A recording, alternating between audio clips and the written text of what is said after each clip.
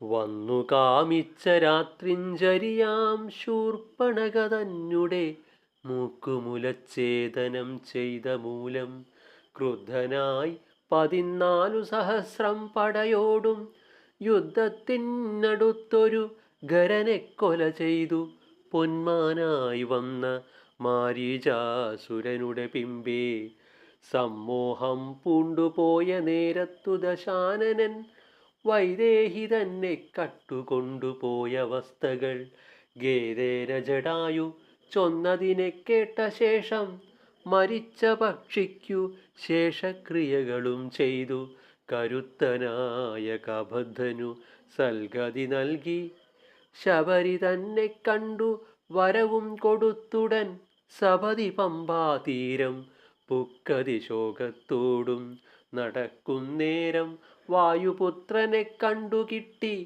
പടുത്വമോടുമവൻ സുഗ്രീവൻ തന്നെ കാട്ടി സഖ്യവും ചെയ്യിപ്പിച്ചു ബാലിയെ വധം ചെയ്തു ദുഃഖേന ചാതുർമാസ്യമിരുന്ന നാദജയ. 4 ദിക്കിലും നാനാവാനരപ്രവരന്മാർ കാലേ പോയന്വേഷിക്ക ജാനകീ ദേവി തന്നെ അങ്കുലീയവും ഹനുമാനുടെ കയ്യിൽ നൽകി അംഗദാദികളോടും തെക്കോട്ടു നടകൊണ്ടാർ.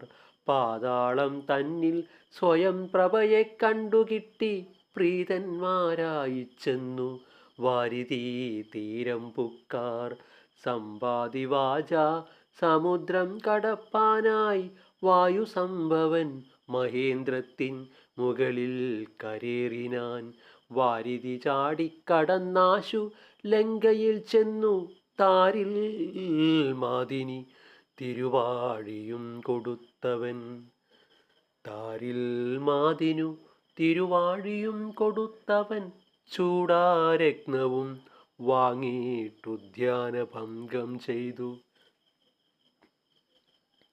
പ്രൗഢതയോടുമുടൻ പോരിഞ്ഞു നേരിട്ടൊരു രക്ഷോവീരന്മാരെയും രാവണതനയനാം അക്ഷകുമാരനെയും കൊന്നു.